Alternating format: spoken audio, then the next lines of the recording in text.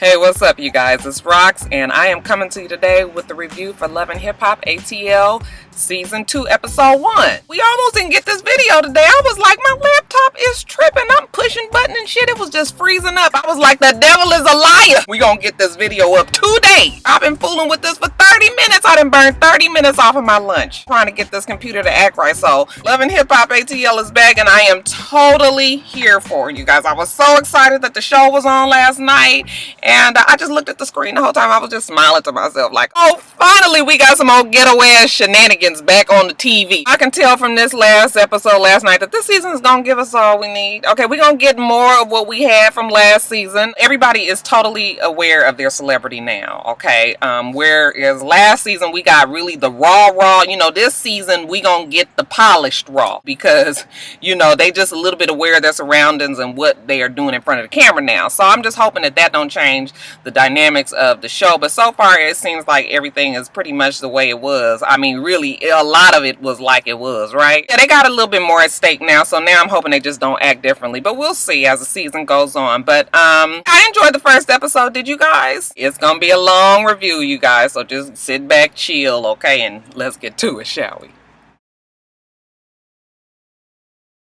Alright, you guys, so we've been following K. Michelle pretty much since the season ended last season, like the rest of them. I mean, you know, this cast especially has been pretty active on the blogs. You know, they really did a lot to keep their name in the spotlight even when the show was not on. We kind of been knowing what was going on with K. Michelle. You know, she said that her life is great right now. Warner Brothers then stepped all the way off that damn limb and gave her a damn record deal. She got an album coming out soon. I think the name of the album is Rebellious Soul. Very much fitting for K. Michelle. K. Michelle looked good, but she's always looked good to me. Something just looked different about her face. Like, did anybody else see it? I kept looking at her mouth like, cut her teeth. Now her teeth was always straight last season, but it looked like they smaller. Did anybody else notice that? But or was I just tripping? But you know, she still looked good. I thought she looked fine. She still got her big ass. That ass ain't going nowhere. Y'all saw when the damn camera panned across that ass. Anyways, y'all, K. Michelle said that she got this album coming out and she needs it to be everything. Okay, she said she needs it to be like a mixture of Fergie and Jesus. And I was really trying to get a mental picture of what, you know, is that like Jesus in the Black Eyed Peas?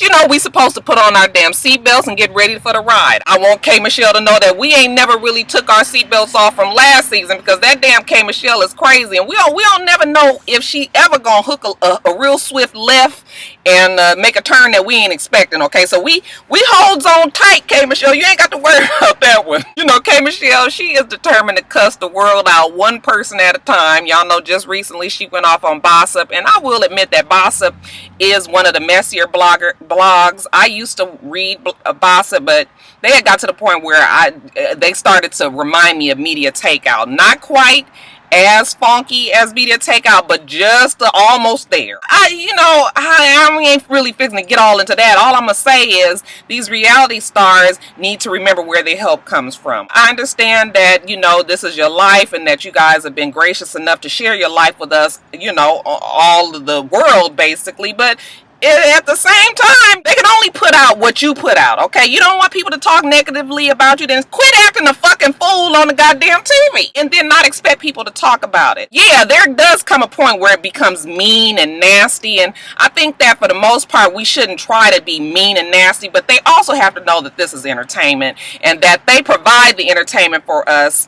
And this is the reason why bloggers, whether it's video, whether it's written, they are really the ones that keep these reality stars' name in the light. A blogger can make or break your career, especially if it's a big blog, okay? Especially for reality shows, because reality show stars, mainstream entertainment news media is not checking for none of these reality stars. At least not none of these black ones. Fuck, when's the last time you saw K. Michelle on a goddamn red carpet for Dancing with the Stars or something? Okay, you ain't seen it, right? Okay, that's because they're not checking for you. I can understand her side, but I also can understand that, yeah, you got to play the game. You can't cuss a whole fucking blog nation out, okay?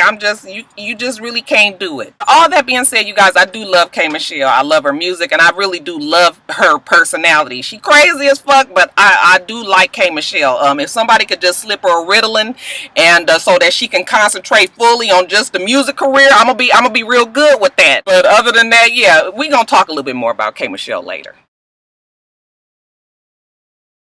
Erica is living high up on the hog, y'all, because that damn little Scrappy done made an honest woman out of her. Or at least he done almost made an honest woman out of her. They ain't got married yet, but however, they are engaged, okay? So she got a ring, and I don't really know if Erica is more happy about the fact that they are engaged or if it's about the fact that she told all of us last season that she was going to have a ring by the end of the season, and then that's exactly what happened. Okay, so I'm still trying to figure that little thing out with the two of them. Y'all know that Erica and Scrappy are not for each other. I still don't see it for the two of them. I understand that they got a baby together and they trying to work it out, but just the two of I think they have outgrown each other. I will say that I believe that Erica has outgrown Scrappy. Now, they got this wedding coming up, y'all, okay? Scrappy said, fuck wedding. I got to get my shit back right, okay? Y'all ain't gonna see me in that goddamn knockoff Gucci shirt never no more again in life. Finna burn it up, you feel me? Burn that shit, Scrappy. I done told y'all that the pockets ain't on donuts no more, okay? Everybody got a little cash in their pocket, and Scrappy he got to change his look, okay? He can't quite represent like he did last season, so Scrappy shopping his ass off. Erica's like, listen, we got this wedding to plan for, so we need to set a budget. You know, Scrappy is just like, I got to stay straight, and she was like, okay, well, he was like, well, what about $2,000 a month? And she was just like, no, not quite 2,000. I was like, fuck, I gotta get me a reality show. I mean, damn. I mean, I guess $2,000 when you really making buku money is not that much, because really you can spend that much on a purse or some shoes or some shit. But how about we err on the side of frugality at this moment right now? It's like these motherfuckers gonna run through this money in no goddamn time, okay? Yeah, let me get out their pockets, because you know what, they might have their fucking money together, right? Although we do know that Scrappy got some financial issues, but hey, you ain't heard that from me. I'm gonna need for some of y'all financial planners to get to the new niggas with the money, okay? Just help them out a little bit. Oh shit, y'all heard Scrappy? Fuck, he said his Swizz Nai is on Tiz Nai. For the white people out there, that means that his swag is on 10. See, I'm gonna need the white people to get them a notepad, okay? Because it's gonna be more Grussel Gang speak going on here. I'm sure I'm gonna have to be translating for y'all all season. So yeah, y'all, Scrappy's Swizz Nai is on Tiz Nai, whatever the fuck you want to call it. Now, Erica's mama, if you guys can recall, she was not at the reunion because I don't really think Erica's mama was really feeling it, okay? Now, we know Erica's mama had all her issues with drug use in the past, whatever, but her mama had a whole lot of sense. And the mama was not feeling it last season. I think we didn't carry it on over to this season. Mama was like, give a fuck about that goddamn ring. Something don't feel right about it. You know, Erica's like, mommy, I want you to be happy for me. And the mama was like, well, honey, let me tell you what. I'm happy for you if you happy. And Erica's like, no, I want you to be happy. And the mama like, fuck. Oh, all I got is 20% for you, okay? 20% say that it's gonna happen. The other 80% say, listen, what I need you to do is take your ass on down that aisle. Y'all gonna say I do, and then maybe I'm gonna feel something. Mama ain't here for that shit. Not again this season. But you know, they getting the ring appraised, and you know, the appraiser comes back, the juryman comes back with the ring, and we find out that the ring is worth $22,000. So you know, that seemed to help the mama out a little bit more. That might have put about 5% more in it. I'm still about to tell you that mama ain't here for that shit. They all like, oh, $22,000. I was like, girl, you might want to put that fucking ring away, because like I told you that Scrappy got money issues, right? Okay. I'm sure he bought that shit on credit.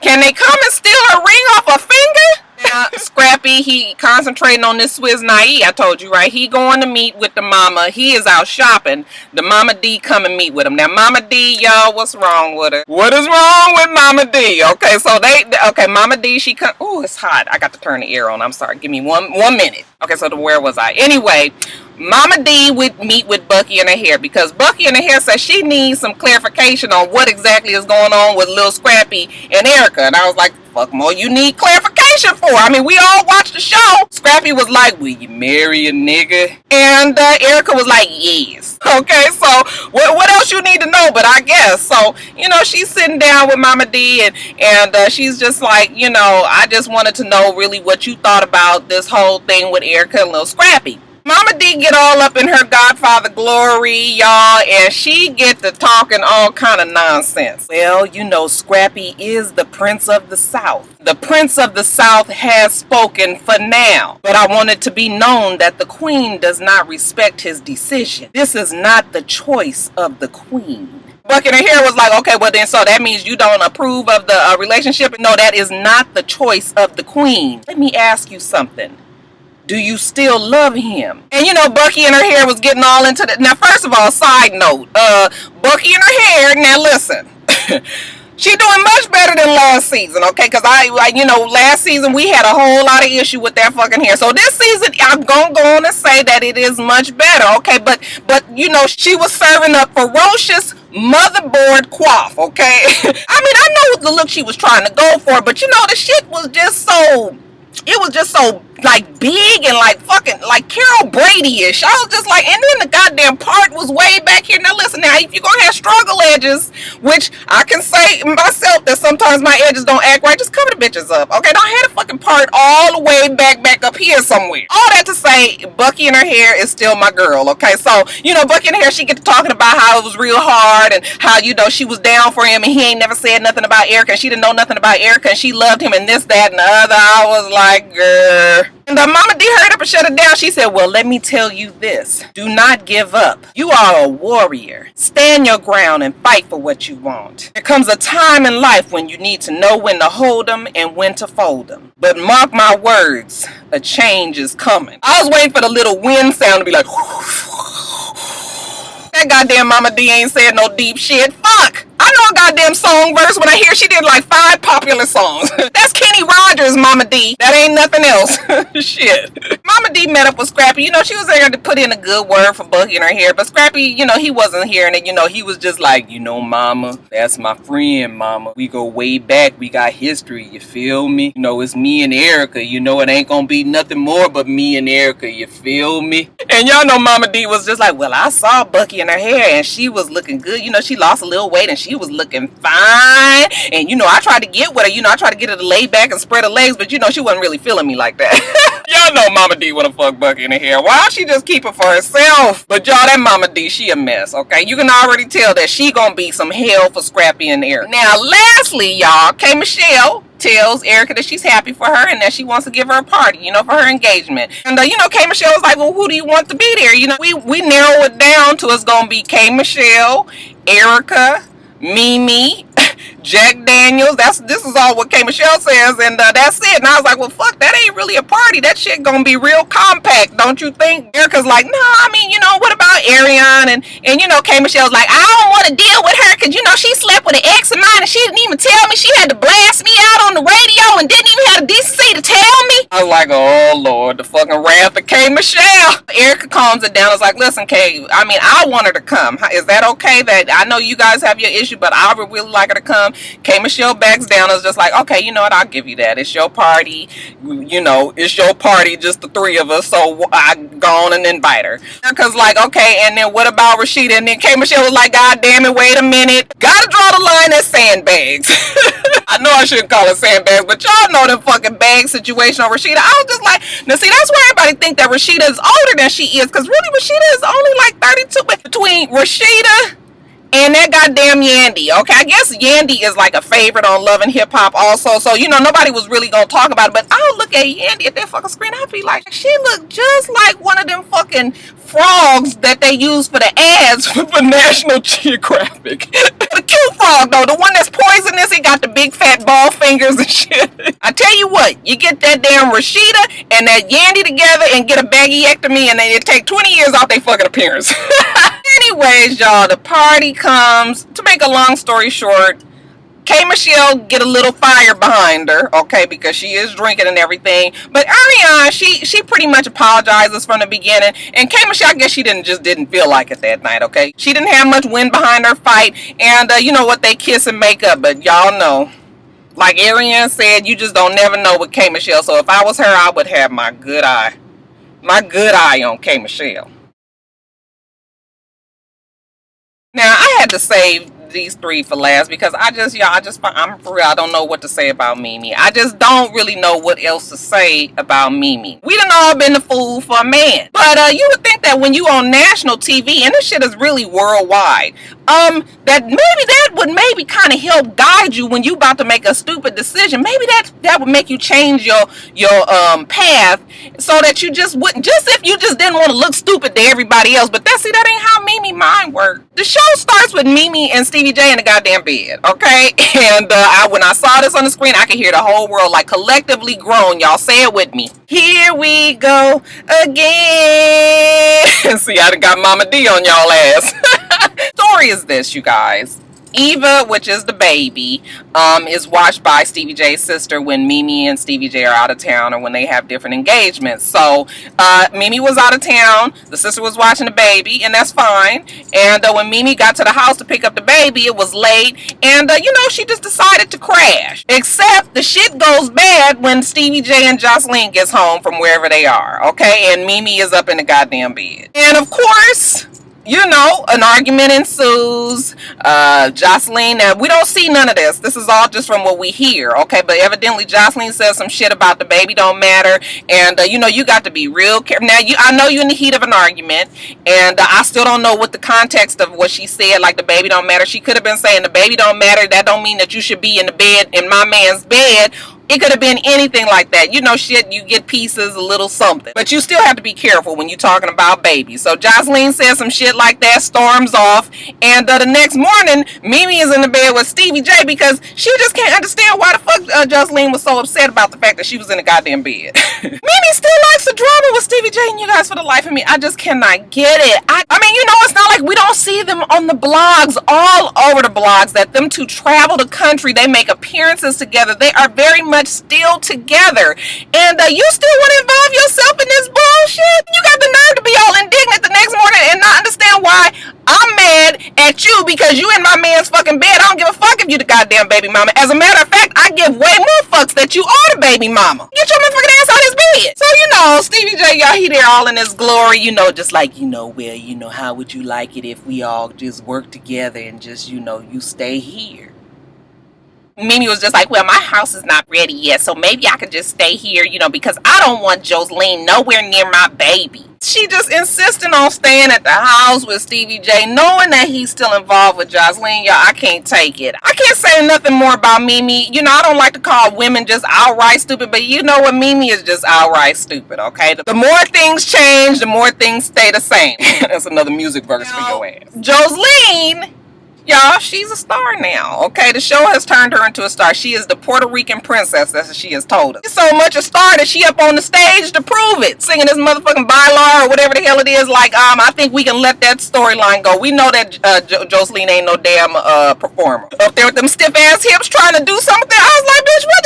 Somebody on Twitter was just like, what kind of stripper is a stripper, but you don't know how to fucking dance? I was like, okay, yeah, Joseline would be the stripper that worked the 10 a.m. to the 2 p.m. shift. That's the one that they put up on the stage, who can't quite do the shit. They look all right, but they got that old flicked snake.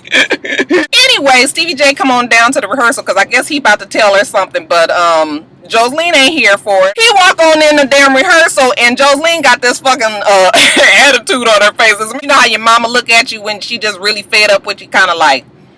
So she walk up to Stevie J and she just like, oh, what do you want, Stevie? I guess he was gonna reprimand her, but that shit was not working, okay? She was like, listen, let me tell you something. You ain't gonna fit to come up in here and try to tell me something when you got that bitch at your house. Everybody can say bitch real good. You got that bitch at your house, but you want me to be sitting up here. Now, who been in your house for the last 3 months? And he was just like, you been there. Yeah, I've been there the last 3 months, but then this bitch can come and sleep in your bed. No, go home back with your Molly the man, and y'all be one big happy family, okay? Go home with that bitch, and you and Molly the man be happy together, okay? Because you ain't gonna come in here interrupting. You guys don't pay him no mind. Let's get back started. I was just like, oh yeah, she fixing to be a handful.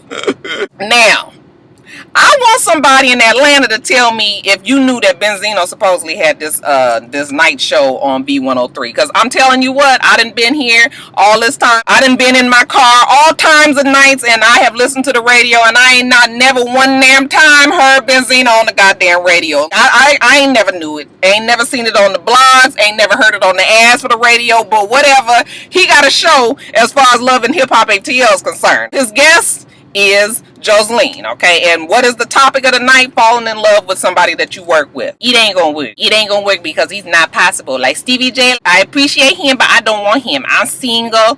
And, I guess Benzino, he get a little nervous. So, he cut it and he was just like, do Sleaze know about this? And I was just like, fuck yeah, Sleaze know about it. Goddamn, I said it before she even said it. You guys see, she say she's single, she don't care, whatever. Okay, so Stevie J, he got to regroup and come back a different kind of way at Joseline, because that shit that the reprimand don't work. I told you guys a long time ago that reprimanding don't work with Joseline. Joseline been fighting all her fucking life, so she's used to coming back at somebody. The same way that gifts don't work for Mimi, because Mimi has lived a pretty privileged life lately, so she's used to the things getting nice things. Okay, so that shit, so you know, Stevie J, he just got to go regroup, get back on the bus, figure it out. Now he comes on back, he got a different approach. Everything was just a misunderstanding. He breaks out a fur, okay? So and it's a real fur this time. It ain't that purple shit that he gave her last season. So, you know, she was just like, okay, Steven, so what you give me a fur, okay? But that still don't make no difference, okay? Because I know you, then what else you come here for? Because I know you didn't come here for no damn hug. He starts up with the pimp talk again. We a team. We about to get this wet. You gotta stay focused. Be in this together. You know, and it's the same with her, okay? We can do all of this, but are you gonna change? Stevie J said that he already has. I mean, we ain't seen it, but I guess Stevie J said yeah, so maybe so. Fast forward to, it's a nice cozy night at the Stevie J residence, okay? Mimi is at the house, and, you know, Mimi feeling good about things. She said, you know, ever since that Joseline has been out the picture, that Mimi and Ava and Stevie J have been spending time together, and it's been real nice, okay? Just a cozy little family, all right? You know, Mimi behind the goddamn sink washing dishes, you can already see how this shit is about to play out. I said, boy, Mimi, you put your own self in bullshit. I mean, washing the dishes, Mimi? Sure enough, like clockwork, here come Joseline. Okay, this motherfucker got on a goddamn Fredericks, a Hollywood outfit. I was just like, fuck. Now I know the game ain't changed that much that we just walking out in bras and panties now. But you know what? I be on Instagram. These bitches, that's all they wearing now. I was like, fuck, I must really be getting old. Anyways, Joseline walks in. Walk straight to Mimi with the fucking disrespect. Hey, Mimi girl, how you doing? I see you behind the scene with your May outfit on like you always do. You guys, that fucking Joseline is so goddamn rude and disrespectful. But you know what? I can't be mad at Joseline if Mimi is gonna always put herself in fucking firing range. I mean, you the one put your ass there and you let her do it. Okay, Mimi don't really say too much to her. They get the arguing back and forth. Stevie got good enough sense to know that maybe he need to get Joseline out the house. Fucking Mimi, she following them to the door. Y'all ain't got a knife in her hand or nothing. I was just like, bitch, if you don't at least gather up enough strength and slam that motherfucking door behind their back, she just basically closes the door behind them, okay? But she pissed off about it, okay? They get out in front of the house, you know, Joseline is like, tell that bitch to come to my townhouse and clean my house, okay, Molly the maid. Go back in there with your Molly the maid bitch. So Stevie J goes back in the house, okay? Because he got these two bitches that he got to be worried about, okay? But, he gets in the house and he's almost taunting Mimi. He's just like screaming up the stairs at her like, Mimi, you know what? Be nice. You catch more bees with honey than with vinegar. I was like, ain't this about a bitch? In the meantime, Mimi is upstairs getting mad. Y'all know how that Mimi mad go. I've been here 15 years and I still wanted to believe that he was gonna be here for me and my daughter. You gonna let this bitch come into this house and disrespect me and your daughter? You can't even take the initiative to get the bitch out the house. You know why? Because you so far up that bitch's ass that you can't even see straight. And you buying bitches furs now? That what we doing? Stevie J was like, she worked for that. Yeah, you got that bitch working for you. Yeah, you got that bitch working for you. He was like, wait a minute, hold on now. You getting your 5%? She was like, fuck that 5%. Give a fuck about that 5% with that prostitute. She is a whore. And then Stevie J was like, now wait a minute now, don't call my baby a prostitute. And she was like, I get to call that bitch whatever the fuck I want to. You mean to tell me you gonna let that bitch sit up here and disrespect me?